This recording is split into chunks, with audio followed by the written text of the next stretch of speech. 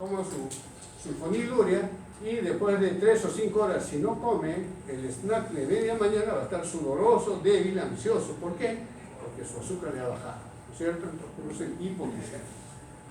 Es máxima de 4 a 12 horas y tiene un efecto techo. Estas son las sulfonilurias y su metabolismo, ¿no? Ya hemos dicho que se absorben bastante bien. Su vida media, fíjense ustedes, de la glibenclamida, 5 horas, de la glipsida, 4 horas, ¿no? De la gliponurida, 8 horas, y básicamente toman diferentes vías metabólicas como la acetilación, hidroxilación y carboxilación. Indicaciones: diabetes de tipo 2, contraindicaciones: coma diabético. Estos medicamentos no se usan en cetoacidosis diabética, con coma cetoacidótico o con coma hiperosmolar. Hiperglicemia severa por estrés, está contraindicado, se utiliza insulina. Diabetes de tipo 1, insulina dependiente, no se usa, pues, porque ¿a qué célula beta va a estimular si no hay?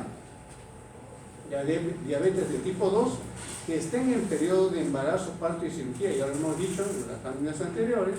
Estos diabéticos, si antes entraban en una cirugía o estaban controlando su diabetes con hipoglicemia antioral, cuando entran a cirugía no se utiliza el hipoglicemia antioral, se da insulina, se les maneja con insulina. Los efectos secundarios, como dijimos: hipoglicemia, anorexia, dolor epigástrico, ictericia hepatocelular, agranulocitosis, porque son derivados sulfamidados. Y las sulfamidas, tanto como antibacterianos o como antidiabéticos, pueden producir agranulocitosis y pancitopenia. Y solo como anécdota, las sulfonilurias se descubrieron de casualidad. Recuerden que los primeros antibacterianos, antes que la penicilina, estaban las sulfas. 1930, Doma, el descubridor de las sulfas, observó que en los pacientes que utilizaban sulfas se producía hipoglicemia y dijo: esto puede servir, además de ser antibacteriano, para el tratamiento de la diabetes. A partir de ahí viene la síntesis de la sulfonilurea, ¿no? También dolor epigástrico, reacción disulfirano, o sea que vomitan si toman alcohol o tienen sudoración, ¿no? Sulfonilurias, estas son las presentaciones. Vienen básicamente en presentaciones de 5 miligramos, las más usadas, 5 miligramos. Glibenclamida, glipsida, se puede usar 2 veces al día, glipsida cada 24 horas, y pueden combinarse con otros hipoglicemiantes como la metformina. La metformina es uno de los antidiabéticos orales que se puede combinar con las sulfonilurias y con otros antidiabéticos, ¿no? Las metiglidinas, recuerden, estamos hablando de los estimuladores de las células beta, ¿no? Acá tenemos dos, estas no han tenido mucho éxito, ¿no? Su mecanismo de acción es similar a las sulfonilurias, pero tienen un mejor control de la glicemia postprandial, ¿no? Por eso ha tenido cierto prestigio, pero también tiene otra ventaja: produce menos episodios de hipoglicemia. Entonces se toman tanto las sulfonilurias como las metiglinidas antes del desayuno o antes de la comida. Efectos secundarios: hipoglicemia, que es menor a las sulfonilurias, y las contraindicaciones son obviamente las mismas que las sulfonilurias, es decir, diabetes de tipo 1, no se puede usar, pero también acá en pacientes con insuficiencia renal y hepática. Tenemos el grupo de las biguanidas. Acá tenemos 3: buformina, metformina y fenformina, que son biguanidas, ¿no? Básicamente se utilizan como monofármacos o asociados a las sulfonilurias o a las incretinas o a los DPP desbloqueantes, o sea, a la saxagliptina, a la tiagliptina. Básicamente la metformina. Tiene un pequeño defecto, o mejor dicho, una virtud. Actúan sensibilizando los tejidos para la acción de la insulina. O sea, en lo que se llaman los prediabéticos, aquellos que tienen cifras entre 120 y 140, después de una carga de glucosa, que es la tolerancia a la glucosa, pueden seguir en aquellos diabéticos iniciales. Pero para un diabético establecido tienen que asociarse con otros antidiabéticos o con insulina. Inhibe la lipogénesis, aumenta la concentración de ácidos grasos en el plasma, mejora los perfiles lipídicos, reduce la concentración de triglicéridos y LDL, que son los asociados con la aterosclerosis y con los accidentes cerebrovasculares e infarto. Disminuye el peso de los pacientes con diabetes. Y se ha mal utilizado, ¿no? Algunos médicos nutricionistas, entre los cuales se cuentan algunos que aparecen en la televisión, dan a sus pacientes gorditos o gorditas para que bajen de peso metformina, ¿no?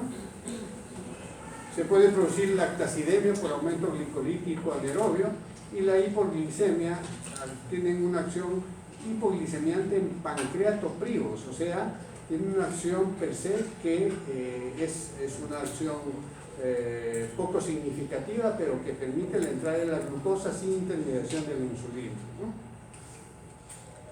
Estas son la más usada, hemos dicho. La insulina casi no se metaboliza, tiene una vida media de 1.5 horas, y las dosis van desde 500 miligramos hasta 2.5 gramos, y a veces hasta 3 gramos, ¿no? La dosis rango es 500 a 2500, la dosis tope es 2500 miligramos. Tiene un defecto.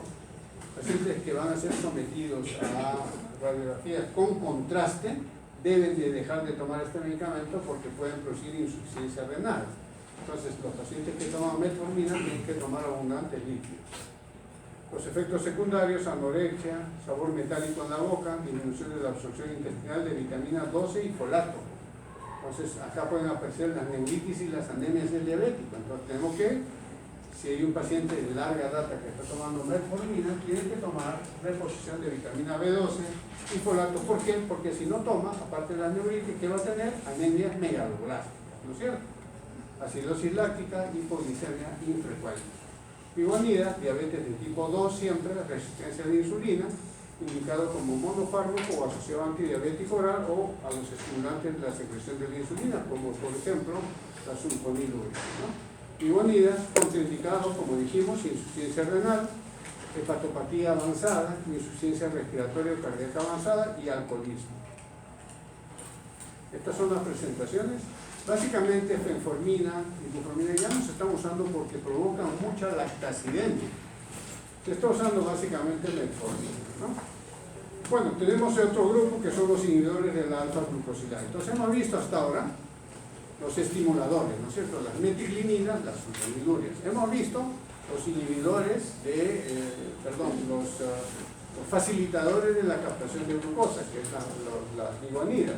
Y ahora vamos a ver un tercer grupo, que es los inhibidores de la alfa-glucosidasa, que es la carbosa. La carbosa es un medicamento que actúa en la luz intestinal, en la mucosa intestinal, impidiendo que se absorban los azúcares, los disacáridos, la glucosa, ¿no es cierto? Entonces, como impiden que entre la glucosa a la sangre, disminuyen la hipoglicemia. Pero al mismo tiempo, estas, como se mantienen en la luz intestinal, son fermentadas por las bacterias y producen flatulencia y meteorismo. Por eso es incómodo estos medicamentos. Prácticamente se usan muy poco, ¿no?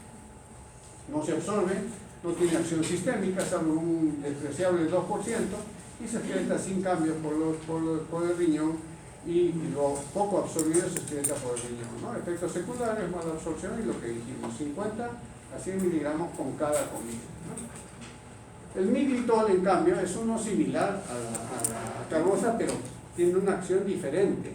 Hace lo mismo, pero por vía sistémica. Uno toma por vía oral, se absorbe a la sangre y de la sangre vuelve a los intestinos para inhibir la absorción de la glucosa, ¿no? Inhibe la maltasa y la sucrasa en el borde intestinal en mayor proporción que la carbosa, ¿no? Se metaboliza y se excreta sin cambios por vía renal. Acción sistémica, diferencia con la carbosa, ¿no? Estos son los nombres. La carbosa viene del grupo de Bayer, era la única presentación, y miglitol, el diastabol, 50 a 100 miligramos, la dosis es de 75 a 300, 3 veces al día, y tomar con el bocado de cada comida. ¿Por qué? Porque obviamente si comen, tenemos que impedir que el azúcar que contiene la comida sea absorbido. Las tiazolidinionas, o las glitazonas, repito, estas han sido atribuidas que están asociadas con cáncer de vejiga, y han sido muy discutido su uso y prácticamente ya no se están usando, pero están en los libros, ¿no? Actúan reduciendo la resistencia a la insulina. La resistencia a la insulina de los tejidos. Acuérdense que viene la insulina a la célula y no hace el efecto que nosotros quisiéramos. Entonces eso se llama resistencia. Por lo tanto, la glucosa sube en el extracelular. Su acción primaria es la regulación de los genes involucrados en el metabolismo de los lípidos y la glucosa y la diferenciación de los adipocitos. Estos receptores se encuentran en el músculo y la grasa.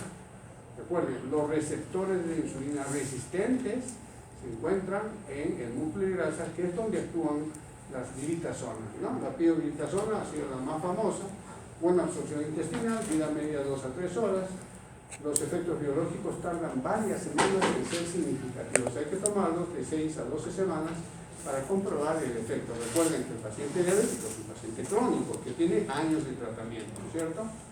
La rosiglitazona ha sido aprobada como monoterapia y se puede combinar también con sulfonilurea y metformina e insulina, ¿no? Se administra 2 veces al día, 4 a 8 miligramos. La pioglitazona, que ha sido la más usada, y ahora se discute su asociación con cáncer de vejiga, puede combinarse igual con metformina y la dosis es más o menos el doble que la rosiglitazona, ¿no? 4 a 8 miligramos y el otro es de 15 a 30 miligramos. Los efectos secundarios, estos tienen un efecto característico, que es el edema de miembros inferiores, aumento de peso, daño hepático. ¿Por qué? Porque produce expansión del volumen plasmático, por eso se produce edema. Puede haber cambios en la ultraestructura del miocardio causando insuficiencia cardíaca congestiva. Está contraindicado en pacientes que ya tienen insuficiencia cardíaca congestiva y hepatopatía de fondo, ¿no? Acá tenemos las presentaciones, ¿no? Dosis 1 a 2 tabletas diarias y la pioglitazona 1 tableta diaria. Dosis de 2.8 y dosis de 15 a 45 miligramos. Las incretinas. Este es un grupo que está de moda, porque más o menos imita la fisiología de la hiperglicemia. Son las incretinas. Las incretinas, ¿qué son? Esto también lo saben por su curso de fisiología. Son hormonas peptídicas secretadas por las células enteroendocrinas del tracto gastrointestinal. ¿Cuáles son las células enteroendocrinas? Las células del sistema APUS, ¿no es cierto? Las células que producen bombecin, morfilín, serotonina, etc. Son las células neuroendocrinas del aparato gastrointestinal. Modulan la secreción de los islotes pancreáticos como parte de un eje enteroinsular. O sea, hay una relación entre las incretinas producidas en el intestino y el páncreas.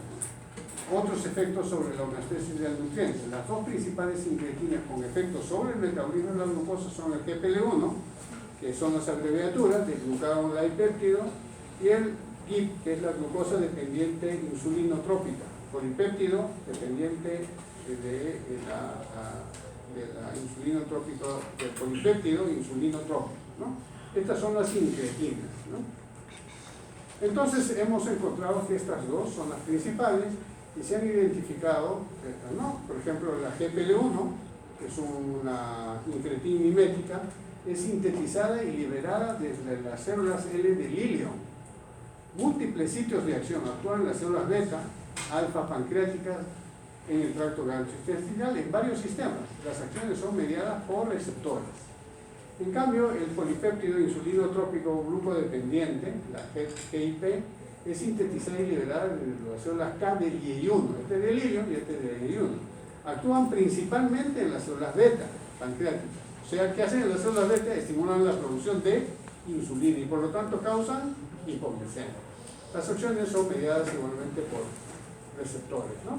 La GPL1 es responsable de la mayor parte del efecto de la incretina. Muy bien. Entonces acá tenemos agentes miméticos de la GLP-1, los análogos de la GLP-1, que es la hexadidina, que es sintético, y los inhibidores de la dipeptidasa, DPP4. Los más usados son estos, los inhibidores de la dipeptidasa. Entonces acá vamos a tener que los efectos de infusión, fíjense, vamos a volver acá, ¿ya? Los análogos de la GPL1, la hexenadina, se da por vía endovenosa, ¿no? Y se da por vía endovenosa para reducir la glicemia en ayunas a 77 miligramos por decilitro, que es el promedio normal, y la glicemia plasmática hasta 8 horas a 100 mililitros. disminuye los niveles de hemoglobina glicosilada, que es la mejor forma de medir la eficiencia de los antidiabéticos orales, en 1.3%, disminuye el peso corporal e incrementa la sensibilidad a la insulina en un 77%. ¿De qué forma que estamos hablando? De la exenadina. Muy bien. Los inhibidores de la dipeptilpeptidasa, DPP4, estos son los más usados ahora, ¿ya? Pero de ellos el que más se usa es la saxagliptina. La saxagliptina asociada a metformina. Entonces, ¿cuánto de saxagliptina se usa? 2.5 miligramos asociados, por ejemplo, con 1000 miligramos de metformina, o 5 miligramos de saxagliptina asociados con 1000 miligramos de metformina, y la ventaja es que se usa una sola vez al día, no produce aumento de peso y casi no hay riesgo de hipoglicemia. Entonces, la hipoglicemia, que es desagradable, utilizada por las sulfonilurias, estos medicamentos no lo tienen, por lo tanto son los más usados. Sin embargo, tienen algunos efectos que cuidar, por ejemplo, la pancreatitis, la hepatopatía, tienen algunos efectos secundarios de los que hay que cuidar, ¿ya? Entonces, estos medicamentos son los que ahora están de moda y no sé si los encuentran en sus libros, pero son los que se están usando bastante hace poco tiempo, 4 años, 5 años atrás, ¿ya? Bien, esta es la primera clase. ¿Tienen alguna pregunta? Ya no hemos hablado de diabetes porque ya esos son unos nombres.